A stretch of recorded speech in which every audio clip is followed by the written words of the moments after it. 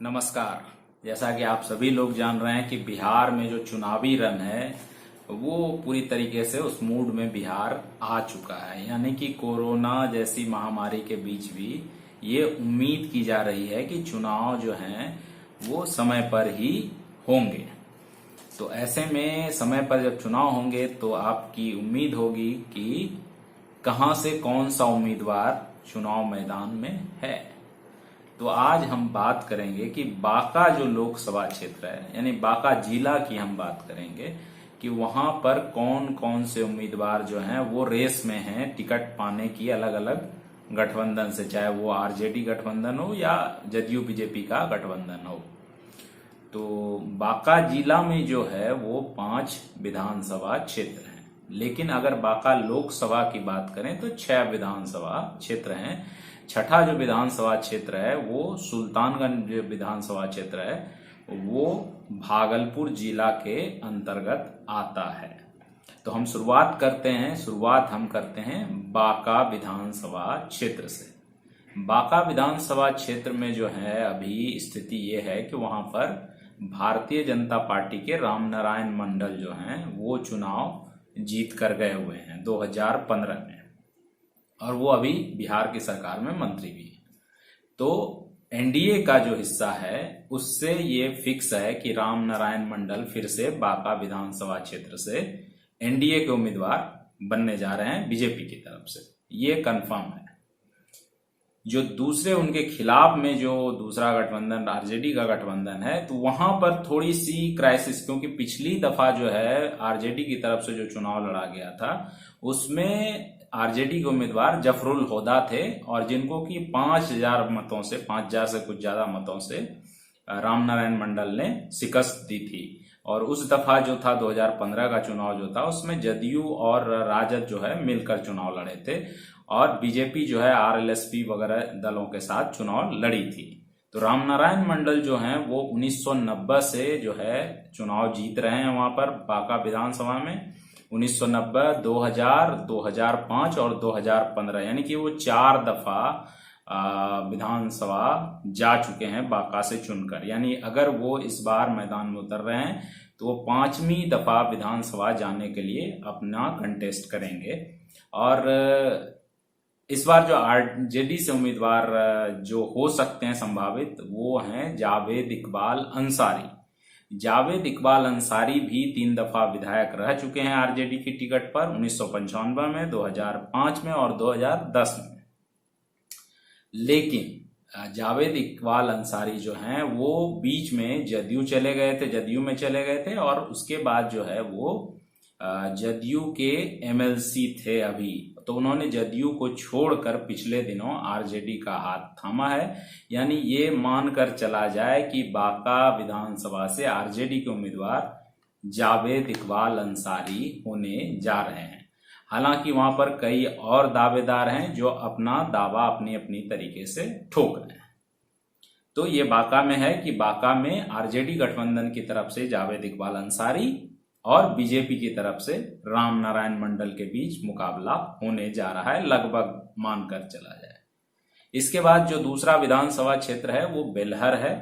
बेलहर विधानसभा क्षेत्र में है क्या कि बेलहर के जो विधायक 2015 में चुने गए थे गिरधारी यादव, वो दरअसल 2019 का जो लोकसभा चुनाव हुआ उसमें बांका से लोकसभा के उम्मीदवार थे जदयू के, और उन्होंने वो लोकसभा चुनाव जीत लिया, जिसकी वजह से वहां की सीट खाली हुई। और वहां पर अभी जो विधायक हैं, निवर्तमान विधायक हैं, वो आरजेडी के रामदेव यादव हैं। तो आरजेडी की तरफ से रामदेव यादव का उम्मीदवार बनना तय है, और उनके खिलाफ जो जदयू ने उपचुनाव के समय उम्मीदवार दिया था वो गिरधारी के ही भाई थे लालधारी यादव, उनको दिया था, जो कि चुनाव हार गए थे। और इस बार उनको टिकट मिलने की गुंजाइश नहीं के बराबर है।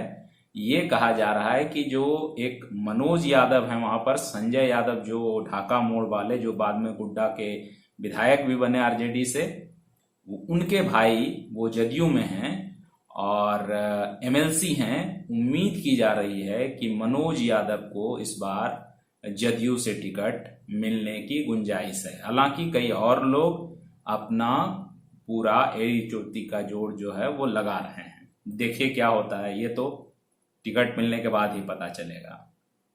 तो गिरधारी जो हैं वो 2 दफा वहां विधायक रह चुके हैं जदयू के, और रामदेव यादव भी जो हैं वो 1995, 2000 और 2019 में जो उपचुनाव हुए उसमें वो जीते हैं रामदेव यादव। यानी रामदेव यादव इससे पहले 2 दफा विधायक रह चुके थे और ये उपचुनाव में जीतकर विधायक। तो जो यहाँ पर लड़ाई है 2 यादवों के बीच, मनोज यादव और रामदेव यादव के बीच होने की जो है वो गुंजाइश बन रही है।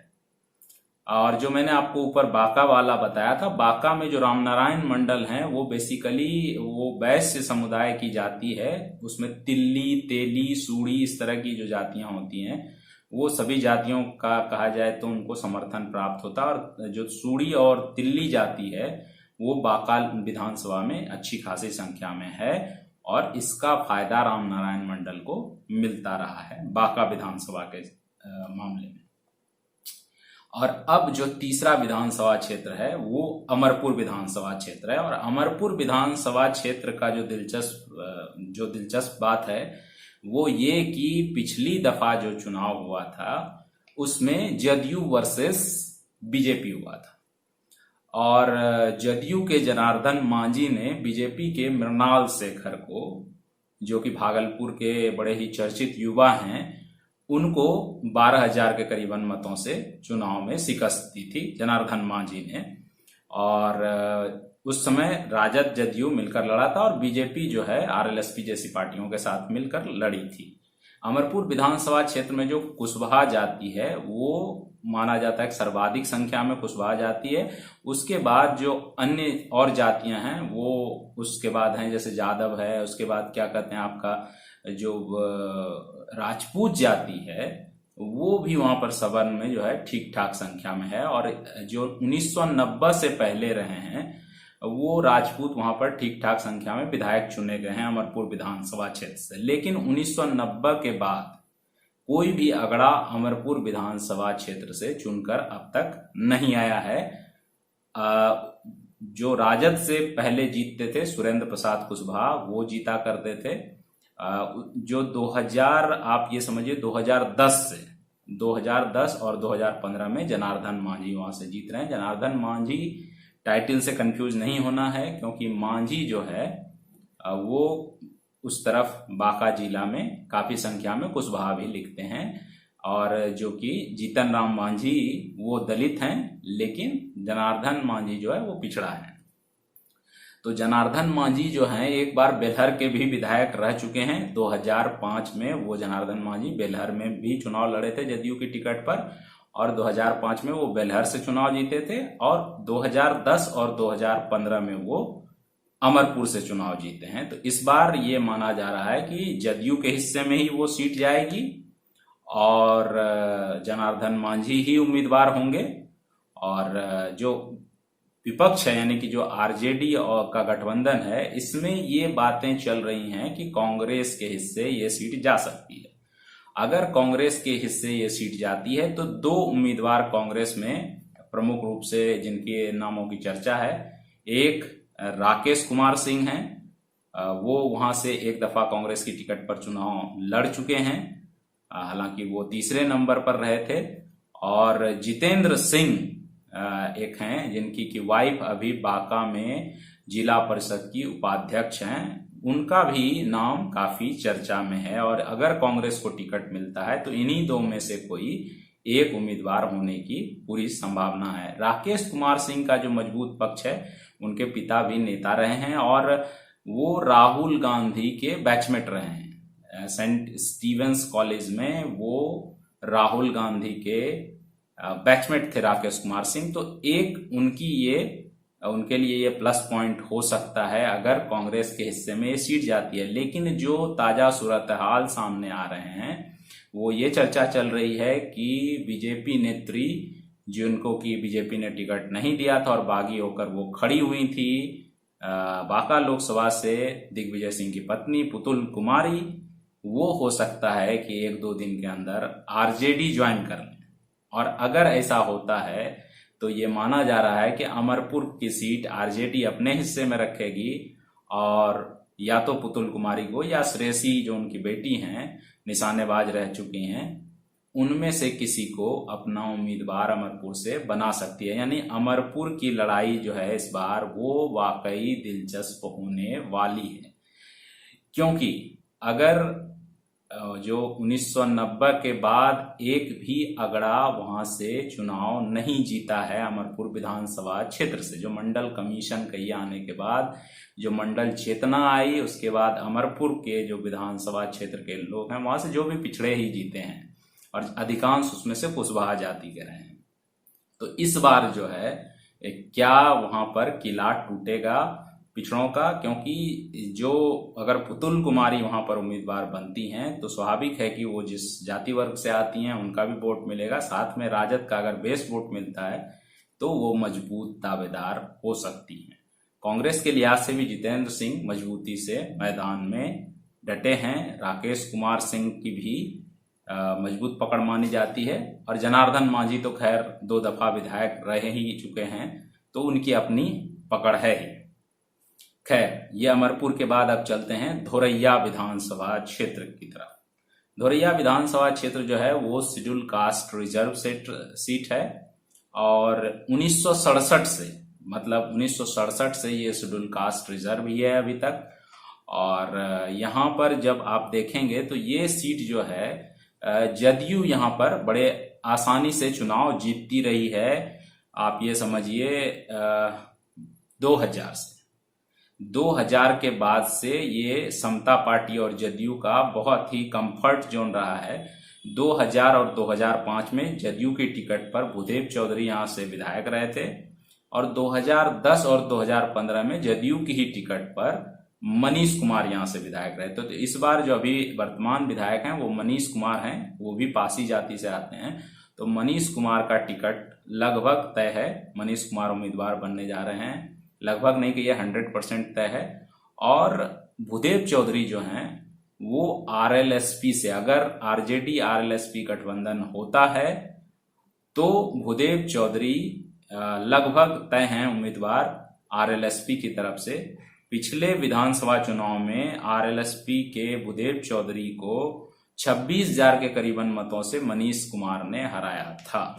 तो लेकिन उस बार जदयू राजद एक साथ थे, और धोरैया में भी जो सामाजिक समीकरण की स्थिति देखेंगे, कोयरी कुर्मी जो है वो अगर मिला दिया जाए तो वो सर्वाधिक संख्या वाली जाती है, उसके बाद यादव अच्छी संख्या में है। तो इसलिए है कि अगर यादव मुस्लिम एक चंक में आरएलएसपी के साथ आ जाता है, और आरएलएसपी की जैसी पहचान उपेंद्र कुशवाहा से है, तो आरएलएसपी के लिए मुकाबला इस बार आसान हो सकता है। खैर, लेकिन यहाँ पर एक और जो मामला है वो ये है कि अगर सीपीआई जो कि गठबंधन में आ चुकी है, तो ये सीपीआई का भी गढ़ रहा है। आप ये समझिए कि 1972 से लेकर 1995 तक एक टर्म को छोड़कर लगातार यहाँ पर सीपीआई के नरेश दास, जो कि बाद में राजद में चले आए थे, हाल ही पिछले दिनों उनका निधन हो गया, तो वो नरेश दास यहाँ पर 5 टर्म एमएलए रह चुके हैं धोरैया से, और एक समय तक इसे लाल कटोरा भी बांका जिले का कहा जाता था। और यहाँ पर सीपीआई के जो अभी के उम्मीदवार हैं मुनीलाल पासवान, वो लगातार कॉन्टेस्ट करते हैं और अच्छी फाइट देते रहे हैं। मतलब तीसरा कौन अक्सर बनता रहा है, हालांकि वो जीतने की मार्जिन तक नहीं पहुंच पाते हैं, लेकिन जो तीसरा कौन है वो मुनीलाल पासवान क्रिएट करते रहे हैं। तो धोरैया विधानसभा में अभी तक यही मामला है कि आरएलएसपी बनाम जदयू की ये लड़ाई होगी, और जदयू से मनीष कुमार, वहीं आरएलएसपी से भूदेव चौधरी चूंकि 2009 में जमुई लोकसभा चुनाव से लड़ते हुए वहां से सांसद बन गए थे, जिसके बाद मनीष चौधरी को चुनाव लड़ने का मौका मिला था जदयू से, और मनीष ने उस मौके को भुनाया, और मनीष अभी 2009 में जीतने के बाद 2010 और 2015 में, यानी 3 दफा वो धोरैया से चुनाव जीत चुके हैं। 2009 का उपचुनाव था। तो ये 5 जो विधानसभा क्षेत्र हैं, धोरैया, अमरपुर, बेलहर, कटोरिया का भी आपको नहीं बताया है मैंने, और बांका, ये 5 जो विधानसभा क्षेत्र हैं वो बांका जिले के अंदर आते हैं। तो कटोरिया जो विधानसभा क्षेत्र है इसका साफ समीकरण है, ये 2010 में शेड्यूल्ड ट्राइब रिजर्व सीट हो गया है और 2010 से यहाँ पर 15 में जो है राजद की स्वीटी सीमा हेम्ब्रम चुनाव जीतती थी, उनका सीट पक्का है, वो राजद की टिकट पर चुनाव इस बार भी लड़ने जा रही हैं। निक्की हेम्ब्रम बीजेपी से लड़ी थी, उनको करीबन 44,000 मत आए थे, जबकि इनको 54,000 मत आए थे स्वीटी सीमा हेम्ब्रम को। तो ये माना जा रहा है कि इस बार भी बीजेपी से निक्की हेम्ब्रम वहां से चुनाव लड़ने जा रही हैं और साथ में स्वीटी सीमा हेम्ब्रम आरजेडी से। और ये 5 बांका जिला में है। वहीं सुल्तानगंज जो विधानसभा क्षेत्र है वो दिलचस्प है, उसका सामाजिक समीकरण ये है कि इस यहाँ पर जो अभी वर्तमान जो विधायक हैं वो सुबोध राय हैं जदयू के, और सुबोध राय जो है पहली बार 2010 में जब जनरल सीट हुआ है, सुल्तानगंज पहले शेड्यूल कास्ट रिजर्व सीट हुआ करता था, 2010 में वो जनरल सीट बना और तब से 2010 और 2015 में सुबोध राय दोनों दफा वहां से विधायक चुने गए। सुबोध राय जो है धानुक जाति से आते हैं और इस सीट को भी धानुक बाहुल्य सीट माना जाता है और यही कारण रहा है कि दोनों बार जो फाइट जो सेकंड रनर अप भी रहे वो कुर्मी या धानुक जाति के रहे। इससे पहले जो है पहली बार सुबोध राय ने जो है राम अवतार मंडल को हराया था चुनाव, वो आरजेडी की टिकट पर लड़े थे, और पिछली दफा जो है आरएलएसपी की टिकट पर हिमांशु पटेल चुनाव लड़े थे। लेकिन इस बार गठबंधन, अगर गठबंधन में ये सीट जो है आरएलएसपी के हिस्से में जाती है तो हिमांशु पटेल ही उम्मीदवार होंगे। इधर जदयू से, एनडीए गठबंधन से जदयू के सुबोध राय फिक्स हैं, वो उम्मीदवार होंगे। लेकिन अगर आरजेडी गठबंधन में ये सीट आरएलएसपी को नहीं जाती है या आरजेडी के पास सीट रहती है तो चक्रपाणी हिमांशु जो भागलपुर जो राजद के अध्यक्ष रहे, जिला अध्यक्ष रह चुके हैं पहले, उनकी दावेदारी काफी मजबूत है। वो प्रदेश महासचिव भी हैं अभी राष्ट्रीय जनता दल के। तो डॉक्टर चक्रपाणी हिमांशु जो हैं वो बड़े दावेदार हैं, सुल्तानगंज विधानसभा क्षेत्र से, यादव जाति से आते हैं। और सबसे दिलचस्प बात है कि उनकी वाइफ जो है अभी जिला परिषद सदस्य हैं वहां पर सुल्तानगंज विधानसभा के अंदर ही, जिस गांव के वो रहने वाले हैं, श्री रामपुर के। तो अगर आरजेडी के हिस्से में ये सीट रहती है तो चक्रपाणी हिमांशु भी टिकट के बड़े दावेदार हैं। तो यानी कुल मिलाकर एक समराइज में आपको ये बता दूं कि बांका से आरजेडी के जावेद इकबाल अंसारी और बीजेपी के रामनारायण मंडल के बीच मुकाबला होने वाला है।